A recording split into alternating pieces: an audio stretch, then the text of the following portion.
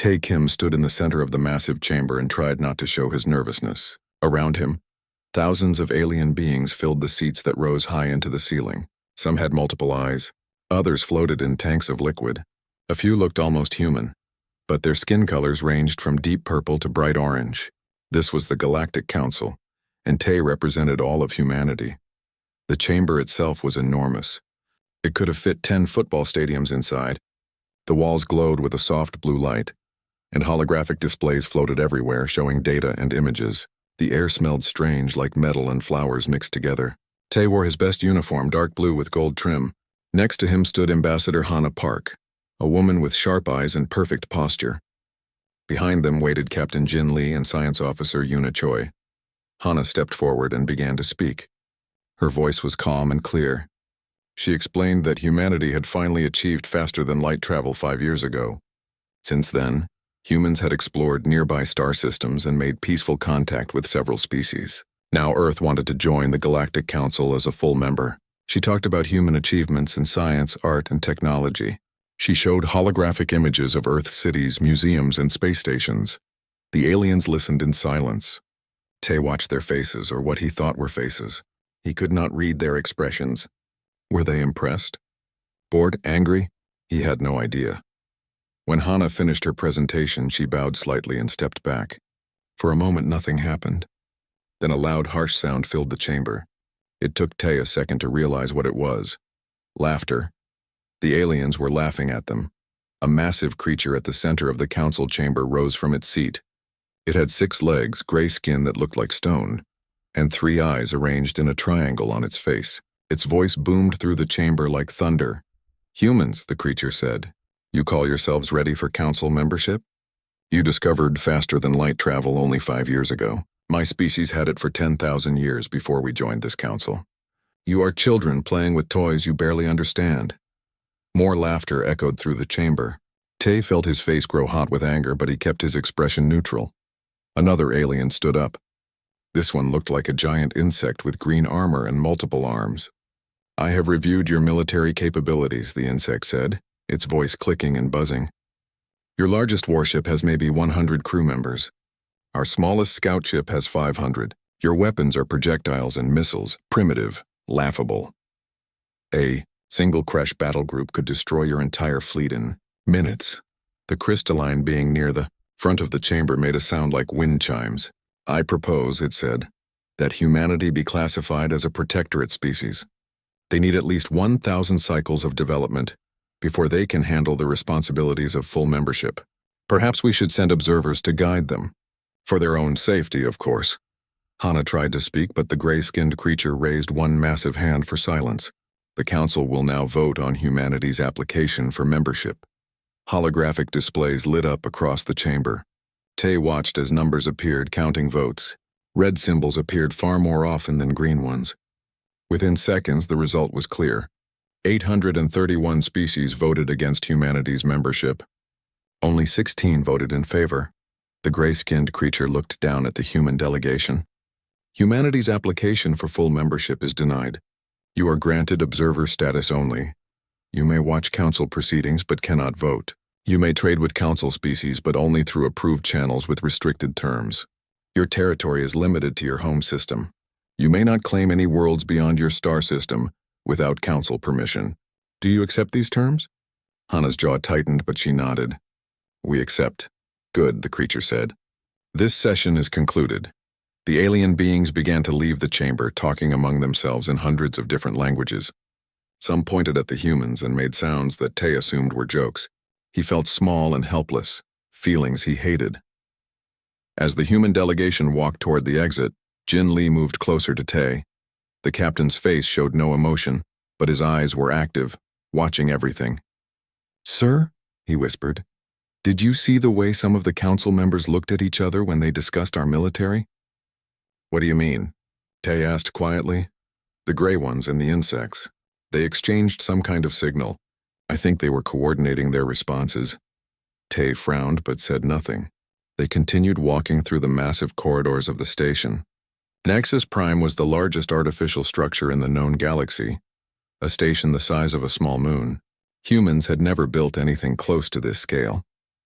Back in their assigned quarters, the delegation gathered around a conference table. Yuna immediately pulled out her datapad and began working. Her fingers moved quickly across the holographic interface. "What are you doing?" Hana asked. "During the session, I detected several encrypted communication bursts between council members," Yuna said. "I recorded everything I could." "Give me a few minutes." They waited in tense silence. Tay paced back and forth. Jin sat perfectly still, his hands folded on the table. Hana stared at the wall, her mind clearly racing. "Got it," Yuna finally said. "Well, part of it. The encryption is incredibly complex, but I managed to break through the outer layer." "What does it say?" Tay asked. Yuna's face went pale as she read. "It's a policy document. Something called the Periphery Doctrine. According to this, the Council deliberately keeps younger species weak. They restrict their trade, limit their territory, and prevent them from developing too quickly. Any species that shows too much promise or independence is neutralized." "Neutralized?" Hana repeated. "What does that mean?" "I don't know yet," Yuna said. "The file is heavily encrypted beyond this point, but there are references to something called precedent actions and necessary containment measures." Jin stood up and walked to the window. Outside, the stars stretched in every direction. "They're afraid of us," he said quietly. "What?" Tay asked. Jin turned around. "Think about it. We're newcomers. We developed faster than light travel on our own without their help or guidance. We did it in less time than most species. They mocked our military, but they also studied it carefully. The way they voted so quickly, so unanimously, that wasn't contempt, that was fear." Hana nodded slowly. "He's right. They see us as a threat. Not now maybe, but in the future. So they're putting us in a cage before we get too strong." "So what do we do?" Yuna asked. Tay looked at each of them. These were some of Earth's best people. Smart, capable, determined, and like all humans, they did not like being told they were inferior. "We accept their terms," Tay said. "We smile and bow and play the role of the grateful inferior species. But we prepare. We learn everything we can about the Council and its members. We find out what this Periphery Doctrine really means, and we make sure that when they come for us, and I think they will, we're ready." Jin smiled for the first time since they arrived. "Yes, sir." As Tay looked out at the stars, he thought about Earth. Billions of humans who had no idea that their species had just been marked as a problem to be solved. The Council thought humanity was weak. They thought humans were primitive warmongers who could be easily controlled. They were about to learn how wrong they were. Outside the window, a massive alien warship drifted past, its hull covered in weapons. It was 5 times larger than Earth's biggest vessel. But size was not everything. Humans had learned that lesson many times throughout their history. David had defeated Goliath. Small armies had beaten large ones through tactics and determination. Humanity had survived ice ages, plagues, wars, and disasters. They had climbed from caves to the stars. The Galactic Council had just made their biggest mistake. They had underestimated Earth. 3 months had passed since the Council meeting. Earth had accepted its observer status, but things were happening that the Council could not see. Admiral Wuhan sat in his office on the Terran Defense Fleet headquarters and studied the star maps on his screen. The old admiral had gray hair and a scarred face from his years in the military. He had fought in the colony wars and knew what real combat looked like. "Mina, report," he said without looking up. Agent Mina Song appeared on his holographic display. She was young, maybe 30, with short black hair and alert eyes. She worked deep in Council space, pretending to be a trade representative. In reality, she was Earth's best intelligence agent. "Admiral, I've confirmed our suspicions," Mina said. "The Council has used the Periphery Doctrine 47 times in the past 1,000 years. Each time they approached a promising young species with a mission or task. Each time that species suffered a tragic accident. Pirates, equipment failure, navigation errors. But I found the real records. The Council arranged all of it." Wuhan felt cold anger in his chest. "How many species did they eliminate?" 47 that I can confirm. Probably more. The older records are harder to access. And they're planning the same for us? Yes, sir. I intercepted a coded message 3 days ago. The Council is going to offer humanity a mission soon. Something dangerous. They'll frame it as a test of our capabilities. Wuhan nodded. "Thank you, Mina. Stay safe. And stay hidden." The transmission ended. Wuhan stood and walked to the window. Below him, He could see dozens of human warships being prepared. The Council thought humanity's fleet was small and weak.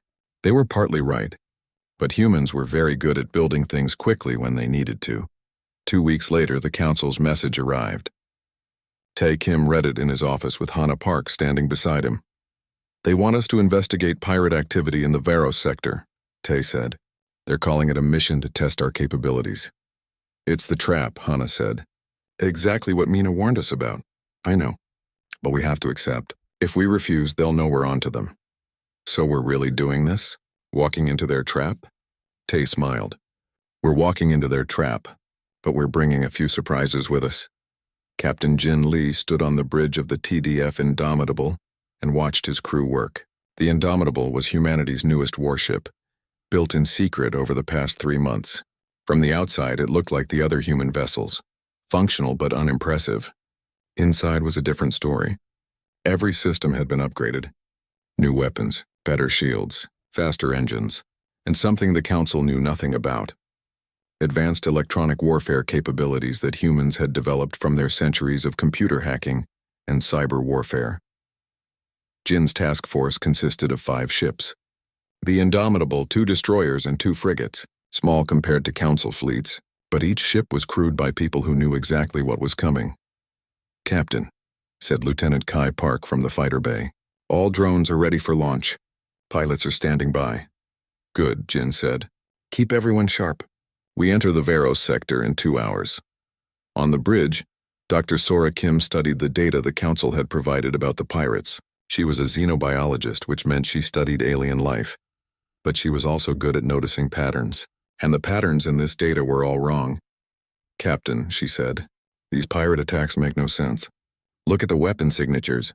These are military-grade plasma cannons, not pirate weapons, and the targeting patterns are too precise. Pirates are usually chaotic and opportunistic. These attacks are planned and coordinated. How long would it take pirates to get military weapons? Jin asked. They wouldn't. Council security is too tight. The only way to get these weapons is from a Council military arsenal. Jin nodded. So not pirates at all? No, sir. I think we're walking into an ambush. I know, Jin said calmly. That's exactly what we're expecting. The Vrelian observer, Commander Nex, stood at the back of the bridge. He was one of the gray-skinned aliens with 3 eyes.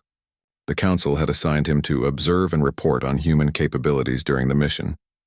In reality, Jin knew, Nex was here to make sure the ambush went according to plan. Your analysis is paranoid, Nex said to Sora. The Council would not lie about pirate activity. Sora looked at him but said nothing. Let him believe they were naive. The task force entered the Varos sector exactly on schedule. It was a region of space with several asteroid fields and nebula clouds. Lots of places to hide. Jin ordered the fleet into a standard patrol formation and waited. They did not have to wait long. The sensors officer, a young woman named Hai Lim, suddenly called out. Captain. Multiple contacts emerging from the asteroid field. 40 ships. They're Kresh battlecruisers. Jin showed no surprise. Battle stations. All hands to combat positions. The alien ships appeared on the view screen. They were massive, each one 3 times the size of the Indomitable. Their hulls were covered in weapons and armor. 40 against 5. The odds looked impossible. Commander Nex stepped forward with a smile on his alien face. Captain Jin Lee, he said loudly. You should know that this was a Council operation from the beginning. There are no pirates, only a necessary solution to the human problem. He activated a communication device. Suddenly, the view screen showed a broadcast being sent across Council space. Nex's voice filled the bridge. Humanity, you have been judged too dangerous to exist as a free species. Your aggression, your rapid development, your unwillingness to accept proper guidance, these things make you a threat to galactic peace. Today, the Council corrects this mistake. Your military leadership will be eliminated. Your homeworld will be occupied for your own protection. This is for the good of the galaxy. Jin watched the broadcast calmly. Around him, his crew waited for orders. None of them looked scared. They looked angry. The Kresh fleet opened communication. Their commander appeared on screen. A massive insectoid being with clicking mandibles. Human vessels, it said. You are surrounded and outgunned. Surrender now and your deaths will be quick. Jin looked at the alien for a long moment. Then he smiled. I have a better idea. How about you surrender? The Kresh commander made a sound like grinding metal. Jin thought it might be laughter. You have 5 ships against 40. Your weapons are primitive. Your shields are weak. What makes you think you can win? Because, Jin said quietly, you made the same mistake everyone makes about humans. You assumed we would fight fair. He turned to his weapons officer, Dae Young. Initiate Protocol Olympus. Yes, sir. Dae Young's fingers flew across his console. The Kresh fleet moved forward, weapons charging. They were confident. Their ships were bigger, their weapons more powerful, their numbers overwhelming. In their experience, battles were won by whoever had the most firepower. They were about to learn that humans did not think about warfare the same way. Jin spoke calmly into his communication system. All ships execute attack pattern Delta 7. Launch all drones. Activate electronic warfare suite. Target their command ships first. The human fleet suddenly changed formation. Instead of retreating or holding position, they accelerated directly toward the enemy. At the same time, hundreds of small objects launched from the human ships. Drones. Each one was equipped with basic weapons and a simple AI. Alone, they were no threat. Together they formed a deadly swarm. The Kresh opened fire. Plasma bolts filled space. But the human ships were already moving, dodging and weaving in patterns that made them almost impossible to hit. The Council species fought in straight lines, using their size and armor to absorb damage. Humans fought like they had in Earth's atmosphere, with speed, agility, and unpredictability. Dae Young activated the electronic warfare systems. These were tools humans had developed from centuries of hacking and cyber warfare. Suddenly, the Kresh fleet's sensors went dark.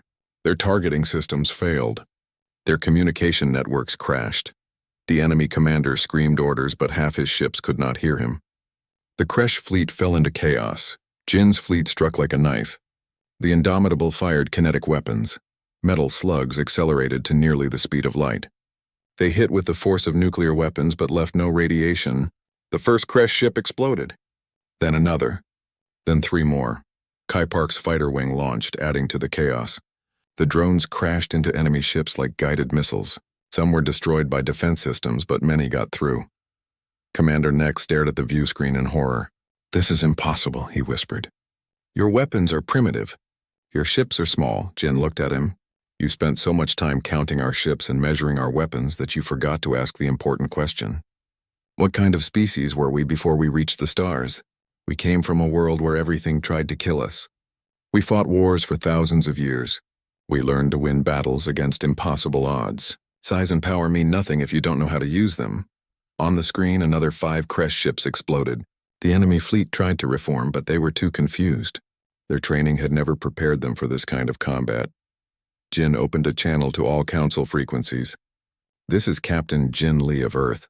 We are broadcasting evidence of the Council's attempted genocide against humanity. Every species in the galaxy will see this. Everyone will know what you tried to do. The battle continued, and humanity was winning. The Kresh commander could not understand what was happening. His 40 ships should have crushed the human fleet in minutes. Instead, 15 of his vessels were already destroyed, and the rest were blind and confused. His sensors showed nothing but static. His communication systems barely worked, and those tiny human ships kept moving in patterns that made no sense. Another explosion lit up space as a Kresh battlecruiser broke apart. The human drones were everywhere like angry insects. Each drone was small and weak, but there were hundreds of them. They crashed into his ships, targeting engines and weapon systems. Even when his defensive guns destroyed them, 3 more appeared to take their place. All ships focus fire on the human flagship, the Kresh commander ordered. At least 20 vessels were still combat capable. Surely they could destroy 1 human ship. The Kresh fleet turned their weapons on the Indomitable. Plasma cannons, missile batteries, and energy beams all fired at once. It should have been enough to vaporize the human vessel, but the Indomitable was already moving. Captain Jin Lee sat calmly in his chair as his ship spun and dove through the incoming fire. The human vessel moved like a dancer, every motion precise and controlled. Behind it, the destroyers and frigates provided covering fire, shooting down missiles and disrupting the plasma streams with their own weapons. Hull temperature rising, Engineer Dae Young reported. But within safe limits. Shields at 70%. Jin nodded. The Indomitable had taken some hits, but nothing serious. Meanwhile, the Kresh were getting frustrated. They kept firing at where the human ships had been, not where they were going. It was like trying to swat flies with hammers. On Earth, humans had spent centuries developing fighter aircraft.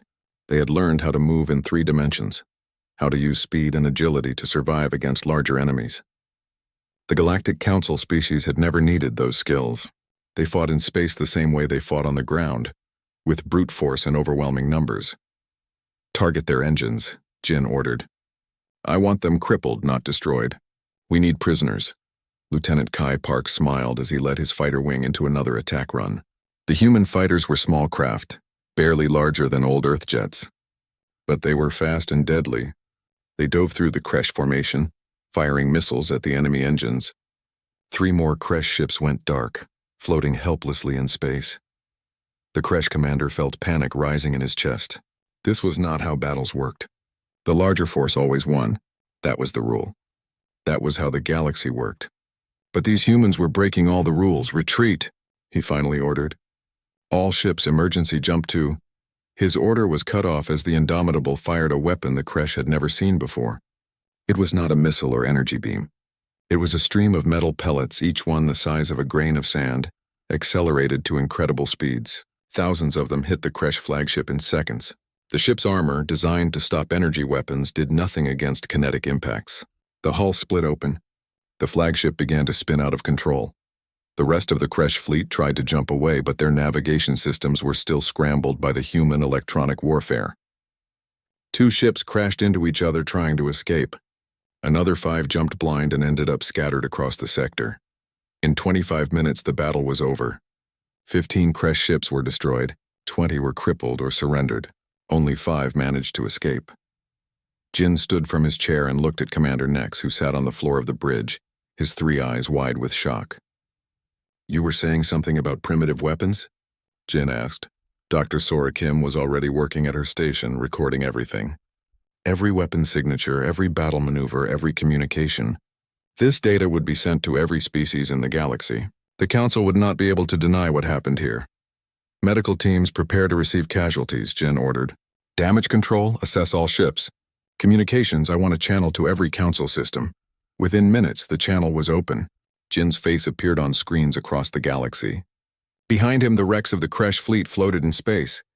"This is Captain Jin Lee of the Terran Defense Fleet," he began. 3 months ago, humanity asked to join the Galactic Council. We were denied and mocked. We were told we were too primitive, too weak, too dangerous. Today, the Council sent 40 warships to eliminate us. They called it a test. It was actually an ambush designed to destroy humanity's military leadership and justify an occupation of Earth. He gestured to the wrecks behind him. "As you can see, their plan failed. We are broadcasting all evidence of this attempted genocide.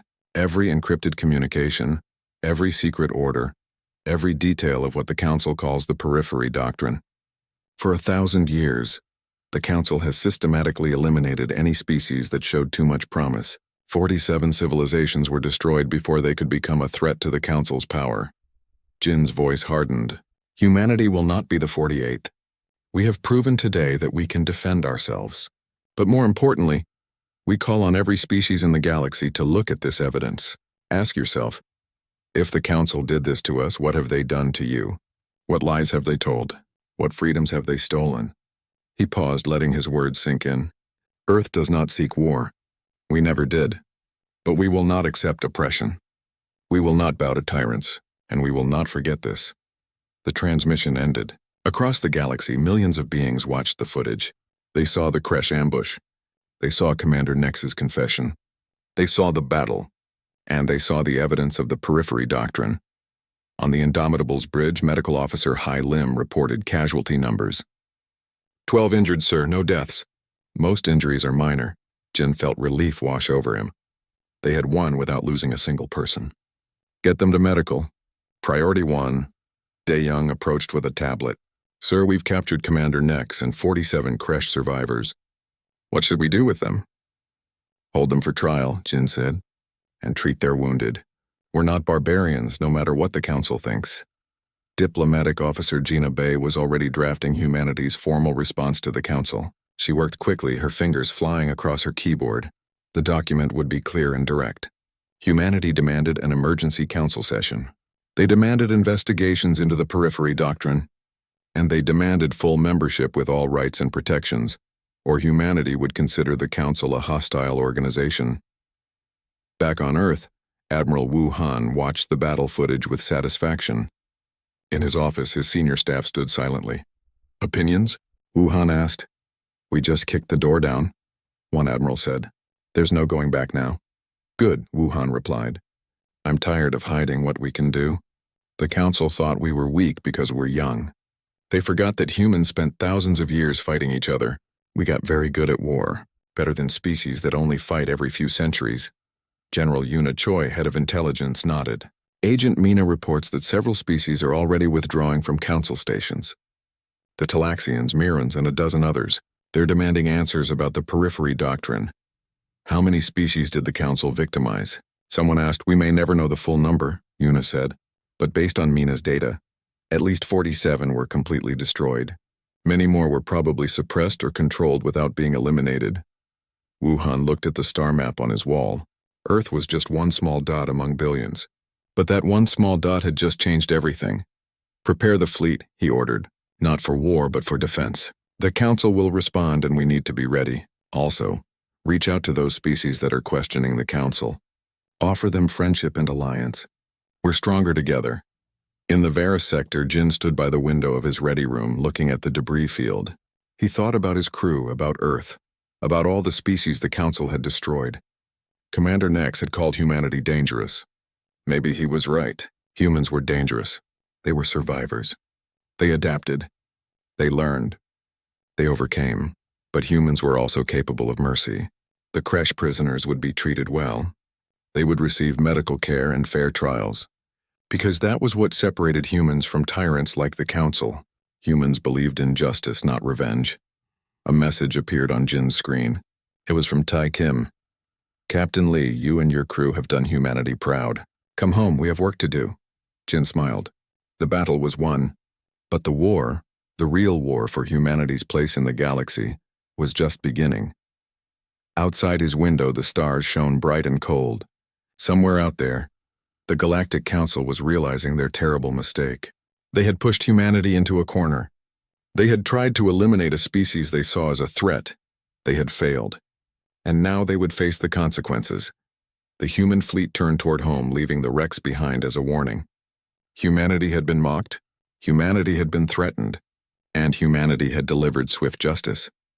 But this was only the beginning. 2 weeks after the battle in the Varus sector, the Galactic Council chamber was filled with chaos. Ambassadors shouted at each other in hundreds of languages. Some species were demanding investigations. Others were calling for sanctions. A few were threatening to leave the Council entirely.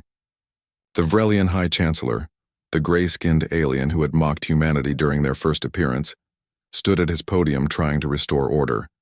His 3 eyes looked tired. His stone-like skin seemed duller than before. "Order!" he shouted. "This Council demands order." But nobody was listening. The evidence humanity had broadcast was too damning. The encrypted communications showed that the Council leadership had personally approved the ambush. The historical records revealed 47 other species that had been eliminated under suspicious circumstances. And the footage of the battle showed that humanity was far more capable than the Council had believed. Ambassador Hannah Park sat in the observation section reserved for non-member species. Next to her sat Tae Kim, now promoted to Fleet Admiral. They watched the chaos with calm expressions. "They're scared," Hannah said quietly. "They should be," Tae replied. "They tried to kill us and failed. Now everyone knows what they are. Bullies and murderers." A Talaxian ambassador stood up.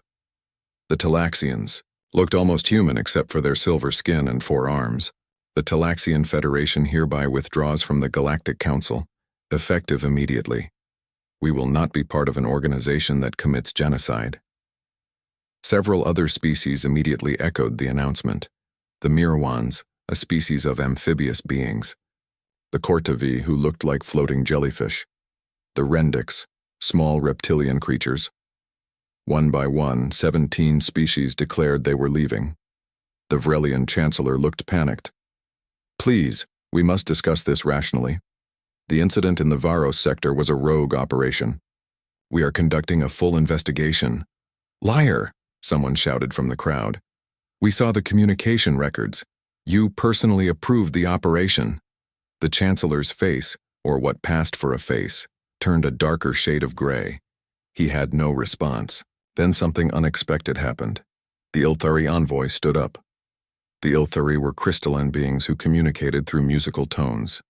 They were known as the most logical species in the galaxy. When they spoke, others listened. "The Council has violated its own laws," the Ilthari said, its voice like a chorus of bells. "The evidence is clear.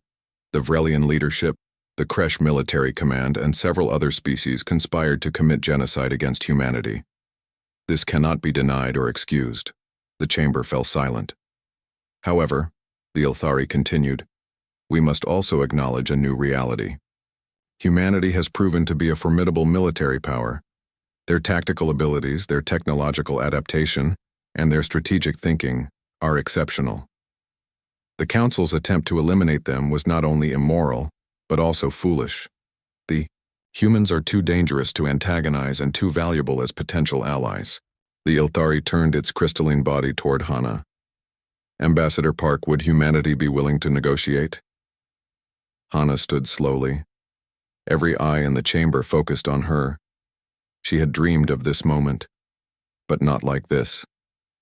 She had wanted humanity to join the Council through merit and friendship, not fear and blood. "The Ilthari envoy asks if humanity is willing to negotiate," Hana said, her voice clear and strong. "That depends. What is the Council offering?" The Vrelian Chancellor opened his mouth, but Hana raised her hand. "No, I'm not negotiating with you. You tried to murder us. Your credibility is zero." She looked around the chamber. "Here is what humanity demands. First, the Galactic Council will undergo complete reform. The Periphery Doctrine will be abolished and all records will be made public. Second, all species will have equal rights and voting power, regardless of age or size. Third, those responsible for the attempted genocide against humanity will face trial for war crimes. And fourth," she paused for effect, "humanity will be granted full membership with complete territorial sovereignty and voting rights, not as a favor, as what we earned by surviving your murder attempt." The chamber erupted in shouts again. Some species supported her demands. Others called them outrageous. The Kresh delegation, what was left of it after the battle, sat in sullen silence. But Hana was not finished. "If these demands are not met, humanity will form an alternative alliance with any species willing to join us. We will establish our own council based on equality and justice. We will offer protection to any species threatened by this council. And we will defend ourselves against any future attacks with overwhelming force." She sat down. Tay leaned over and whispered, "That was perfect." While the council argued, events were already moving forward. Captain Jin Lee sat in a conference room on a neutral station, meeting with representatives from the 17 species that had left the council. A Talaxian admiral extended one of his 4 hands. "Captain Lee, your victory was impressive. The Talaxian Federation would like to discuss a mutual defense agreement." Jin shook the offered hand. "We would be honored. But I want to be clear about something. Earth is not looking to build an empire. We want partners, not subjects. Friends, not servants." A Miruan diplomat, whose body was covered in scales that changed color with her emotions, nodded. "That is why we trust you. The old council treated us like children. They controlled our trade, limited our territory, and made decisions for us without our input. We are tired of being managed." Over the next few hours, Jin helped negotiate what would become the Terran Alliance Coalition. It was a defensive pact between humanity and 37 other species. All members would have equal votes. All would contribute to mutual defense. And all would be free to govern themselves as they saw fit. Dr. Yuna Choi, who had flown in from Earth to help with the negotiations, presented a proposal for shared scientific research. "Humanity has technologies the Council species lack, particularly in electronic warfare and kinetic weapons. We're willing to share this knowledge with our allies. In return, We'd like to learn from your experiences with faster-than-light travel and energy shields." The alien diplomats agreed enthusiastically. This was not how the Old Council worked. The Old Council hoarded technology and parceled it out slowly to maintain control. Humanity was offering genuine cooperation. Back on the Council station, Ambassador Hannah Park received an unexpected visitor. The Vrelian High Chancellor stood outside her quarters, looking older and more defeated than before. "May I speak with you?" he asked. Hannah considered refusing, but decided to hear him out. They sat across from each other in her small meeting room. "I want to apologize," the Chancellor said. "Not as the head of the Council, but as an individual. What we tried to do to your species was wrong. I knew it was wrong when I approved it, but I was afraid." "Afraid of what?" Hannah asked. "Afraid of change. The Council has existed for 10,000 years. We have maintained peace mostly by controlling younger species and preventing any one civilization from becoming too powerful. When humanity appeared, growing so fast, achieving so much in such a short time, we saw a threat to that order. So you tried to kill us. Yes, and we were wrong. I see that now. Your Captain Lee could have destroyed the entire Kresh fleet. He could have killed every prisoner, but he showed mercy. He treated the wounded. That is not the behavior of a dangerous warmonger. That is the behavior of a just and moral people." Hannah studied the alien's face.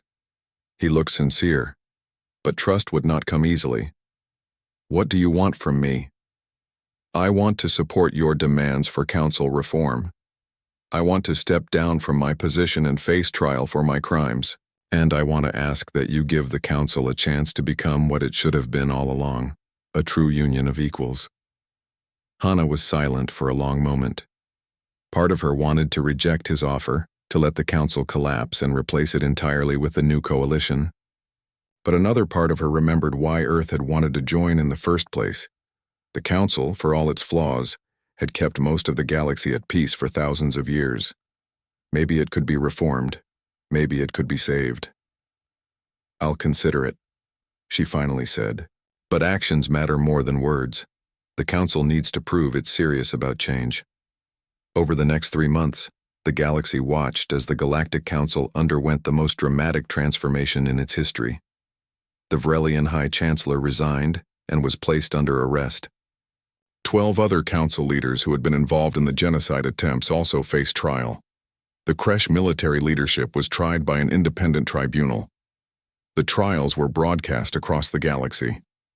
Evidence was presented. Witnesses testified. And justice, real justice, was served. Some of the accused were imprisoned. Others were stripped of their positions and sent home in disgrace. Meanwhile, the Council itself was reformed. The old system, where older, larger species had more power, was abolished. A new charter was written, guaranteeing equal rights to all member species. The Periphery Doctrine was officially ended and declared a crime against galactic law. And on a historic day, exactly 6 months after the battle in the Varos sector, Ambassador Hannah Park stood before the reformed Galactic Assembly. "On behalf of humanity," she said, "I accept full membership in this council. Not because we were given permission, but because we earned our place among the stars." 6 months had passed since humanity joined the reformed Galactic Council. The changes across the galaxy were remarkable. Where there had once been a strict hierarchy with older species ruling over younger ones, there was now genuine cooperation.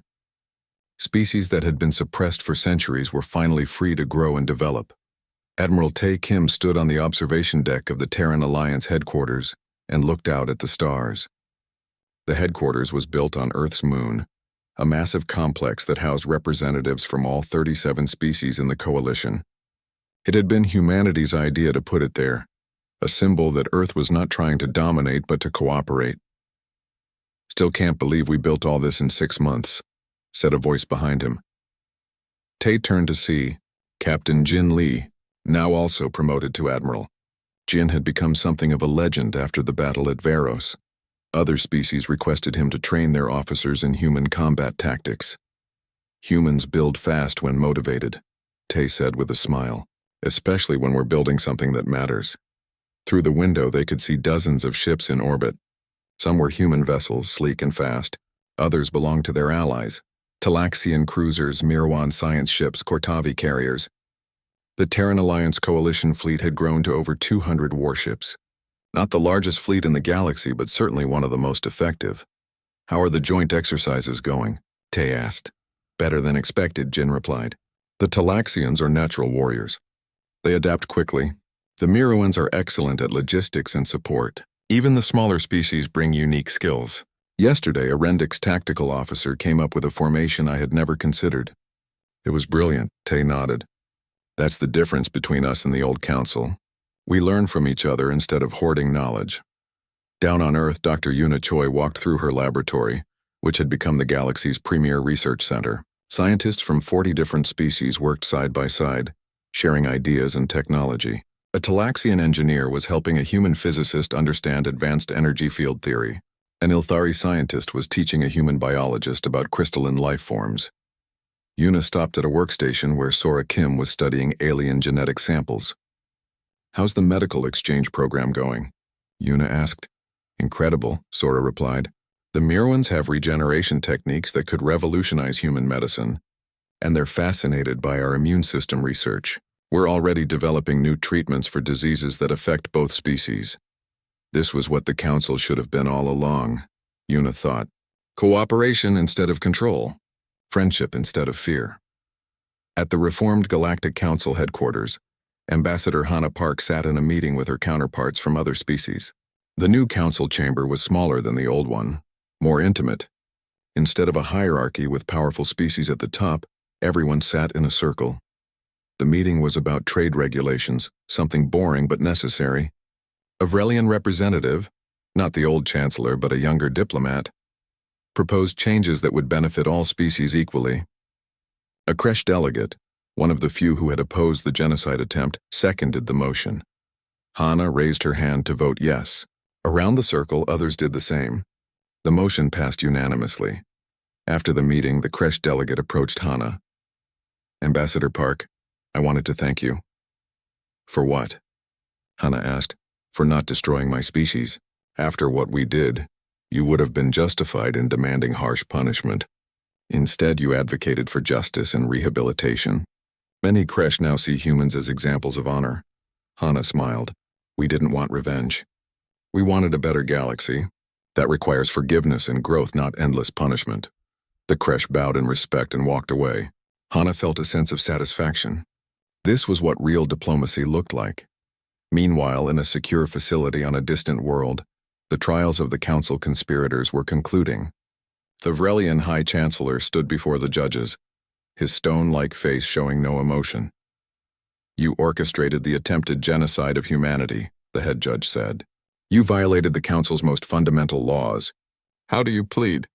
"Guilty," the chancellor said quietly. "I have no excuses. I was wrong.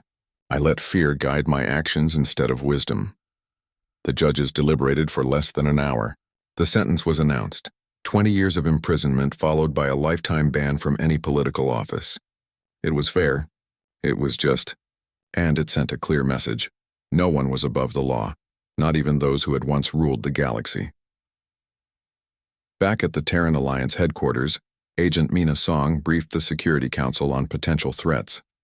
Despite the reforms, not everyone in the galaxy was happy about humanity's rise to power. There were extremist groups among some species who still believed in the old ways, pirates who saw the chaos as an opportunity, and regions of space that no one had explored yet.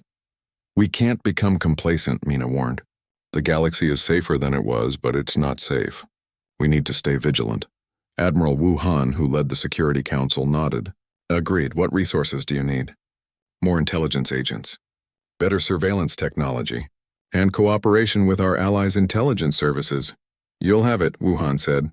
"Prepare a detailed proposal." After the meeting, Wu Han stood alone in his office. He was old now, past 70, with more gray in his hair than black. He had spent his entire life preparing for threats to Earth, and now those threats had changed. The galaxy was no longer united against humanity. Instead, humanity was part of a new order, but Wu Han knew that peace was always temporary. There would be new challenges, new enemies, new crises. The price of freedom was eternal vigilance. Lieutenant Kai Park, now a commander, led his fighter squadron on patrol along the border of Alliance space. His pilots came from 6 different species. They flew in perfect formation, each one trusting the others with their lives. "Contact ahead," one pilot reported. "Looks like a distressed freighter." Kai ordered his squadron to investigate. They found a Cortavi cargo ship that had suffered engine failure. Kai coordinated a rescue operation, using human tractor beams and Talaxian engineering expertise to bring the ship to safety. The Cortavi captain thanked them profusely. "When I was young," the captain said, "I would have waited days for Council rescue ships, and they would have charged me for the service. You responded in minutes and asked for nothing in return. That's what allies do," Kai said simply. Engineer Day Young worked in the shipyards orbiting Mars, where the next generation of human starships was being built. These new vessels incorporated technology from all coalition species: Talaxian weapons, Mirawan sensors, Ilthari computer systems, and human tactical innovation. The result was ships that were better than anything humanity could have built alone. And when these designs were shared with coalition partners, their ships improved too. Rising together was always better than climbing alone. Medical Officer Hai Lim ran training programs for doctors from multiple species. She taught them human emergency medicine techniques. They taught her their own methods. Together, they developed new protocols that saved lives across the galaxy. Diplomatic Officer Gina Bay traveled between worlds, negotiating treaties and trade agreements. She found that humanity's reputation preceded them. Other species wanted to work with Earth. They respected human determination and admired human principles. 1 year after the battle at Veros, the Terran Alliance Coalition held its first anniversary celebration. Ships from all member species gathered around Earth. Millions of beings, human and alien, celebrated together. Captain Jin Lee stood on the bridge of his new flagship, the TDF Resolute. It was the largest vessel humanity had ever built, a testament to how far they had come. But Jin knew that size was not what made them strong. Unity made them strong. Justice made them strong. The willingness to fight for what was right made them strong. On Earth, in a small apartment in Seoul, an old woman watched the celebration on her screen. She had grandchildren who now worked on space stations. She had seen humanity reach the stars, and she had seen them triumph over those who tried to stop them. Ambassador Hannah Park gave a speech at the United Nations, which had evolved into humanity's planetary government. 1 year ago, she said, we were mocked by those who thought themselves superior. They tried to eliminate us. They failed. But we did not seek revenge. We sought justice, and in doing so, we changed the galaxy. She paused, looking out at the audience. Humanity's journey to the stars has not been easy. We faced discrimination. We faced genocide. But we survived because of who we are. We are stubborn. We adapt. We learn. We persevere. And most importantly, we believe that all beings deserve freedom and respect. The audience applauded. Hannah smiled and continued. The future will bring new challenges. There will be conflicts. There will be struggles. But humanity will face them with our allies at our side. We will never forget where we came from. We will never forget those who tried to stop us. And we will never stop fighting for a galaxy where all species can thrive. Admiral Tae Kim watched the speech from his office on the moon. He felt proud of humanity and what they had accomplished. They had started as the weakest species in the galaxy. Now they were respected and feared in equal measure. But Tae also felt something else. Responsibility. Humanity had power now.